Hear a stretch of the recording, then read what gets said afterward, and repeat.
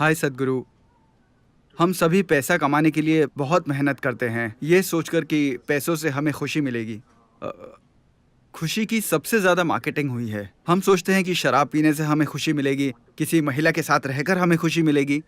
मगर हमें खुशी कैसे मिलेगी? हम खुश कैसे रह सकते हैं? हम ऐसे मोड़ पर हैं जहां हम ये तक नहीं जानते कि हमें कहाँ खुशी मिलेगी। तो खुशी आखिर है क्या? एक खुश इंसान कैसा लगता है और क्या करता है? ये मत कहिए कि खुशी के लिए अंदर देखो, ये जवाब मेरे लिए काम नहीं करता। मुझे सच बताइए। नमस्कारम विजय।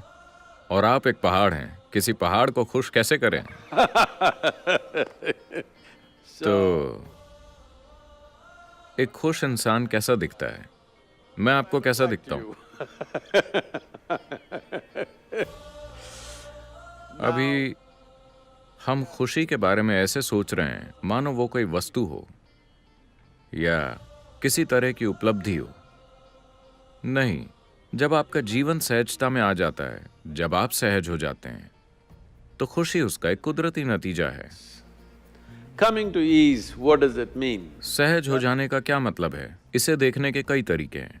खैर, चूंकि मैं अंदर की ओर देखने के लिए नहीं कह सकता, आपने पहले ही मुझ पर शर्त लगा दी है।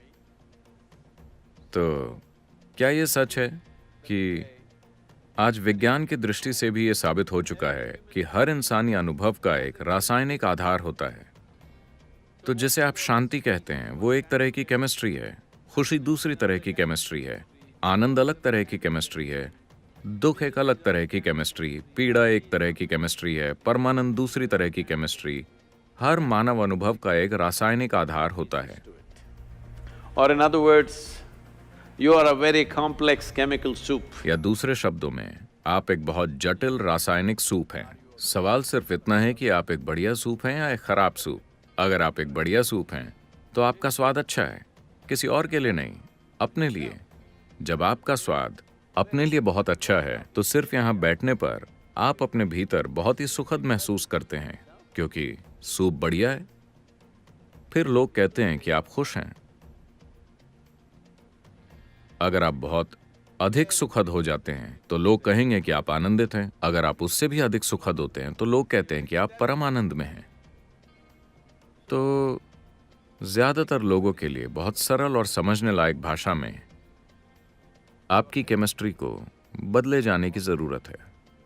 इसकी एक पूरी तकनीक है जिससे हम आपकी मनचाही केमिस्ट्री पैदा कर सकते हैं। अगर मैं आपको अपने भीतर एक आनंददायक केमिस्ट्री उत्पन्न करना सिखाऊं, तो आपकी केमिस्ट्री अपने आप में आनंददायक होगी और आप भी आनंदित होंगे। जब आप आनंदित होते हैं, तो आप खुशी की तलाश में नहीं रहते। ये सबसे बड़ी गलती है कि हम खुशी की तलाश में हैं। आपके जीवन को आनंद की एक अभिव्यक्ति बनना पड़ेगा। जब आपका जीवन आपके अनुभव की एक अभिव्यक्ति होती है, तो आप क्या करते हैं, क्या नहीं करते, इससे आपके जीवन की गुणवत्ता तय नहीं होती। आप अपने भीतर कैसे हैं, इससे आपके जीवन की गुणवत्ता तय होती है। माफ कीजिए, मैंने एक बार फिर भीतर शब्द का इस्तेमाल किया, मगर केमिस्ट्री भीतर नहीं है, ये अब भी आपके बाहर है। लेकिन अगर आप जानते हैं कि सही सूप कैसे बनाना है, तो आनंदित होना कोई समस्या नहीं है, ये उसका एक स्वाभाविक नतीजा है। So, we can teach you a technology. हम आपको एक तकनीक सिखा सकते हैं, एक तरीका सिखा सकते हैं, जिससे आप अपने भीतर सही तरह का सूप बनाना सीख जाएंगे। इसे ही मैं इनर इंजीनियरिंग कहता हूं, कि आप अपनी केमिस्ट्री को इस तरह बनाएं कि वो अपनी प्रकृति से ही आनंदपूर्ण हो, किसी चीज के कारण नहीं। अगर आपको लगता है कि आप किसी चीज या किसी व्यक्ति से खुशी निचोड़ लेंगे, तो आप निराश होंगे, क्योंकि जब तक कि आपके अंदर परमानंद की केमिस्ट्री नहीं है, किसी चीज का कोई फायदा नहीं होगा।